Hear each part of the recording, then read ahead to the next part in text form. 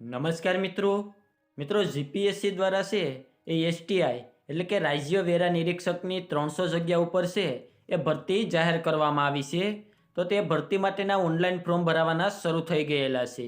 તો તમારે online form કેવી રીતે ભરવું તેમની સંપૂર્ણ માહિતી આજના વિડીયોમાં આપવાનો છું। એની પહેલાં અમારી ચેનલમાં પહેલીવાર આવ્યા હોય તો ચેનલને સબસ્ક્રાઈબ કરી દેજો, જેથી ભરતીને લગતી તમામ માહિતી છે એ સૌથી પહેલાં તમારા સુધી પહોંચી શકે। તો ચાલો મિત્રો આપણે આજનો વિડીયો શરૂ કરીએ। તો મિત્રો સૌપ્રથમ તો આપણે વાત કરીએ તો જીપીએસસી દ્વારા છે એસટીઆઈ એટલે કે રાજ્ય વેરા નિરીક્ષક છે તેમની ટોટલ 300 જગ્યા ઉપર છે એ ગ્રેજ્યુએશન જે કરેલા ઉમેદવારો હોય તેમના માટે ભરતી જાહેર કરવામાં આવી છે। તો તેમના ફોર્મ છે એ તમે જીપીએસસી ઓજસ ગુજરાતની વેબસાઇટ ઉપર જઈ અને ત્યાંથી ભરી શકશો।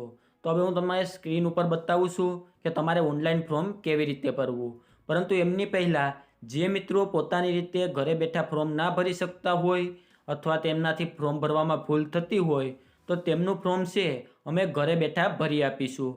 જેમણે રજિસ્ટ્રેશન કરેલું હશે તેમનું ફોર્મ માત્ર 100 રૂપિયામાં ભરી આપીશું, અને જેમણે રજિસ્ટ્રેશન ના કરેલું હોય તો તેમનું ફોર્મ છે એ 120 રૂપિયામાં અમે ભરી આપીશું। તેમના માટે છે તમે સ્ક્રીન ઉપર જે વોટ્સઅપ નંબર જોઈ શકો છો તેમાં તમારે અમને વોટ્સઅપમાં મેસેજ કરવાનો રહેશે। કોઈ પણ મિત્રો કોલ ના કરતા તેમનો કોલ રિસીવ કરવામાં નહીં આવે, માત્ર તમારે વોટ્સઅપ ઉપર છે એ મેસેજ કરવાનો રહેશે। તો હવે આપણે જોઈએ કે તમારે ઓનલાઈન ફોર્મ કેવી રીતે ભરવું। તો ઓનલાઈન ફોર્મ ભરવા માટે તમારે જીપીએસસી ઓજસ ગુજરાતની વેબસાઇટ છે તેમના ઉપર જવાનું રહેશે। તો તેમની લિંક વિડીયોના ડિસ્ક્રિપ્શનમાં પણ આપેલી છે, અને અથવા છે એ તમારી પાસે કોઈ પણ બ્રાઉઝર હોય તો તેમાં તમારે જીપીએસસી ઓજસ ગુજરાત સર્ચ મારવાનું રહેશે, એટલે તમે વેબસાઇટ ઉપર આવી જશો। તો વેબસાઇટના હોમ પેજ ઉપર આવ્યા બાદ અહીંયા તમને ઓનલાઈન એપ્લિકેશનનું એક ઓપ્શન જોવા મળશે, તો તેના ઉપર તમારે ક્લિક કરવાનું છે। તો ત્યાં તમને બીજા 3 ઓપ્શન જોવા મળશે, એપ્લાય, એડિટ અને પ્રિન્ટ એપ્લિકેશન। તો અહીંયા તમારે એપ્લાય ઉપર ક્લિક કરવાનું રહેશે। જેવું તમે એપ્લાય ઉપર ક્લિક કરશો એટલે તમારી સામે બીજું એક પેજ આવી જશે। તો તેમાં ઘણી બધી ભરતીઓની જાહેરાત આપેલી છે, તો અહીંયા તમારે નીચેની તરફ જવાનું છે, અને ત્યારબાદ છે એ નંબર 2 પેજ છે તેમાં ઉપર જવાનું છે। તો તમે અહીંયા નંબર 2 પેજ ઉપર જશો તો સૌ પ્રથમ તમને છે એ જાહેરાત જોવા મળી જશે કે જીપીએસસી સ્ટેટ ટેક્સ ઇન્સ્પેક્ટર। તો તેની સામે એપ્લાયનું તમને એક ઓપ્શન જોવા મળશે, તેના ઉપર તમારે ક્લિક કરવાનું રહેશે। તેના ઉપર તમે ક્લિક કરશો એટલે સૌ પ્રથમ તો તમારી સામે ભરતીની છે એ બેઝિક માહિતી આવી જશે। તે કેટલી જગ્યા ઉપર ભરતી થવાની છે તે તમામ માહિતી છે એ તમે અહીંયાથી જોઈ શકો છો। આના માટે ક્વોલિફિકેશન શું જોશે, એજ મર્યાદા શું રહેશે, તે તમામ માહિતી અહીંયાથી તમને મળી જશે। તો ત્યારબાદ છે અહીંયા એપ્લાય નાવનું તમને એક ઓપ્શન જોવા મળશે, જેના ઉપર તમારે ક્લિક કરવાનું રહેશે। તેના ઉપર ક્લિક કરશો એટલે ત્યારબાદ છે તમારી સામે એક ફરીથી બીજું નવું પેજ ખુલી જશે। જો તમે અગાઉથી ઓજસમાં રજિસ્ટ્રેશન કરાવેલું હોય તો તમારા રજિસ્ટ્રેશન નંબર અને ડેટ ઓફ બર્થ નાખી અને એપ્લાય વિથ ઓટીઆરથી છે એ તમારે ફોર્મ ભરવાનું રહેશે। પરંતુ જો તમે રજિસ્ટ્રેશન ન કરેલું હોય તો તમારે અહીંયા સ્કીપ ઉપર ક્લિક કરવાનું રહેશે। તમે સ્કીપ ઉપર ક્લિક કરશો એટલે તમારી સામે છે એ ફોર્મ ભરવા માટેની છે એ મેઇન પેજ આવી જશે। તો અહીંયા તમે ફોર્મ ભરવાના પેજ ઉપર આવશો તો સૌ પ્રથમ તો તમને એક નોટ આપેલી છે કે તમારી જન્મ તારીખ ક્યાંથી ક્યાં સુધીમાં હશે તો તમે તે ફોર્મ ભરી શકશો, તે તમારે અહીંયા જોઈ લેવાનું રહેશે। ત્યારબાદ તમારે ઉમેદવારની માહિતી છે તે અહીંયા એન્ટર કરવાની છે। તેમાં મિસ્ટર, મિસિસ એ તમારે જે લાગુ પડતું હોય તે તમારે અહીંયાથી સિલેક્ટ કરી લેવાનું છે। ત્યારબાદ surname, first name, father name, mother name તે તમારે અહીંયા એન્ટર કરવાનું રહેશે। ત્યારબાદ તમારે અહીંયાથી તમારી જેન્ડર સિલેક્ટ કરવાની છે, મેલ ફિમેલ, અને રીસિલેક્ટ જેન્ડર છે તે તમારે અહીંયાથી કરવાની રહેશે। ત્યારબાદ અહીંયા તમારે ડેટ ઓફ બર્થ છે તે એન્ટર કરવાની રહેશે। ત્યાર પછી મેરિટલ સ્ટેટસ, તમે મેરિડ છો, અનમેરિડ છો કે સેપરેટેડ છો તે તમારે અહીંયાથી સિલેક્ટ કરવાનું છે। ત્યારબાદ તમારે અહીંયાથી તમારી કેટેગરી, જનરલમાં આવો છો, જનરલ ઈડબ્લ્યુએસ, એસસી, એસટી કે એસસીબીસીમાં આવો છો તે તમારે અહીંયા સિલેક્ટ કરવાનું રહેશે। જો તમે અહીંયા એસસીબીસી સિલેક્ટ કરશો તો તમારે કાસ્ટ સર્ટિફિકેટ નંબર એ કઈ તારીખે તમને આપવામાં આવ્યું છે તે તમારે અહીંયા નાખવાનું રહેશે। અને ત્યારબાદ છે એ નોન ક્રિમિનલ સર્ટિફિકેટ નંબર, તેમની તારીખ અને કોના દ્વારા આપવામાં આવ્યું છે તે તમારે અહીંયા સિલેક્ટ કરવાનું રહેશે। ત્યારબાદ સંદેશા વ્યવહારની માહિતી એટલે કે તમારું એડ્રેસ છે તેમની માહિતી તમારે અહીંયા નાખવાની રહેશે। તો સૌપ્રથમ તો તમારે પ્રેઝન્ટ એડ્રેસ નાખવાનું છે, સ્ટેટ, જિલ્લો, તાલુકો, પિનકોડ, એવી જ રીતે તમારે તમારું પરમિનન્ટ એડ્રેસ છે તે અહીંયા નાખવાનું રહેશે. ત્યારબાદ તમારા મોબાઈલ નંબર અને ઈમેલ એડ્રેસ તમારે અહીંયા નાખવાના રહેશે. જે મોબાઈલ નંબર અને ઈમેલ એડ્રેસ શરૂ હોય તે જ તમારે અહીંયા નાખવું. ત્યારબાદ રીટાઈપ મોબાઈલ નંબર અને રીટાઈપ ઈમેલ એડ્રેસ છે એ તમારે અહીંયા એન્ટર કરવાનું રહેશે. ત્યારબાદ ઉમેદવારની અધર ડિટેલ, શું તમે રમતગમતના વધારાના ગુણ મેળવવા લાયકતા ધરાવો છો? જો હોય તો યસ આપવાનું છે અને તેમની ડિટેલ નાખવાની રહેશે, અન્યથા નો ઉપર ક્લિક કરી અને આગળ વધવાનું રહેશે. ત્યારબાદ પર્સનલ વિથ ડિસેબિલિટી, જો તમે અપંગ હોય કે એ ઉમેદવારમાં આવતા હોય તો તમારે જે લાગુ પડતું હોય તે સિલેક્ટ કરવાનું છે, અન્યથા નોટ એપ્લિકેબલ ઉપર ક્લિક કરી અને તમારે અહીંયા આગળ વધવાનું રહેશે.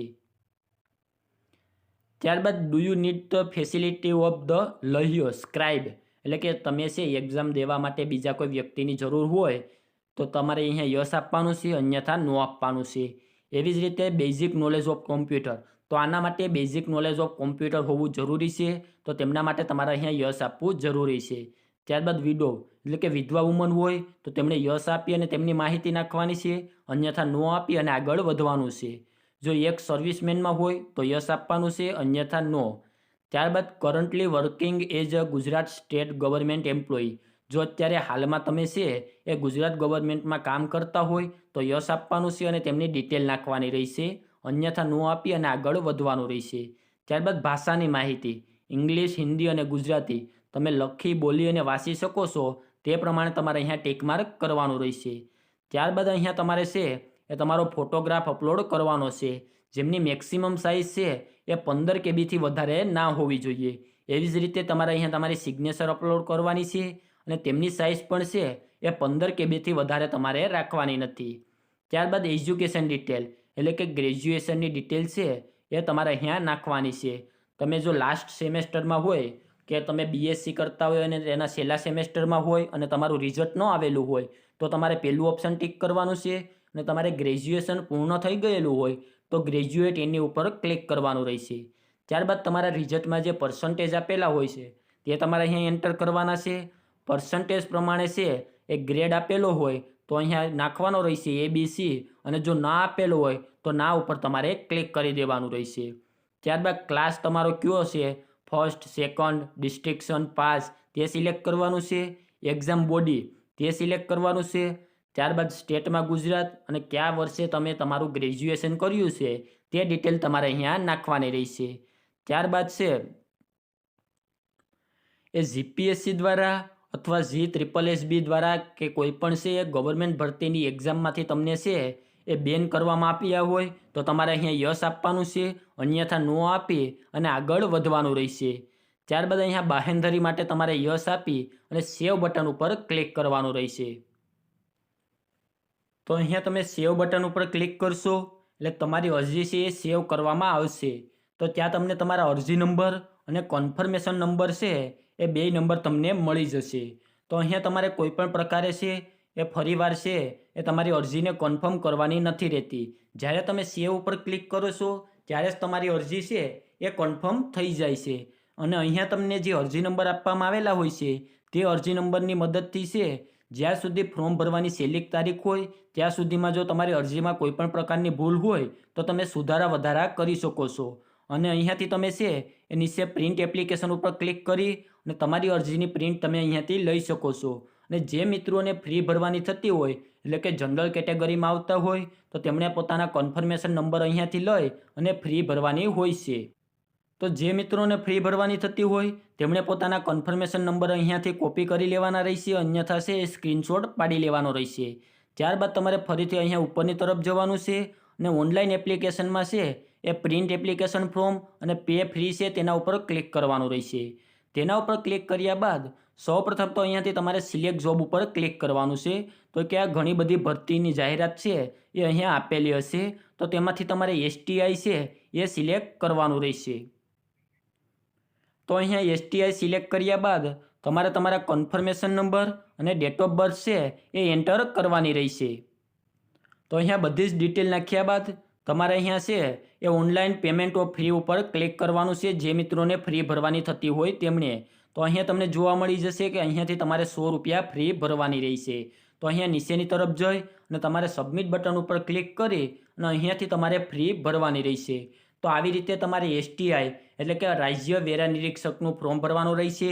જો આને લગતો બીજો કોઈ પ્રશ્ન હોય તો નીચે કોમેન્ટ બોક્સમાં જણાવજો, તો ત્યાં તેમનો જવાબ આપી દઈશ. અને જો મિત્રો પોતાની રીતે ફોર્મ ના ભરી શકે તો તેમનું ફોર્મ અમે ઘરે બેઠા ભરી આપીશું. તેમના માટે જે ચાર્જ થશે તે તમારે અમને ઓનલાઈન ચૂકવવાનો રહેશે. તો આજના વિડીયોમાં આપવામાં આવેલી માહિતી સારી લાગી તો વિડીયોને લાઇક કરી દેજો અને અમારી ચેનલમાં પહેલીવાર આવ્યા હોય તો ચેનલને સબસ્ક્રાઈબ કરી દેજો, જેથી આવી ભરતીને લગતી તમામ માહિતી છે એ સૌથી પહેલાં તમારા સુધી પહોંચી શકે.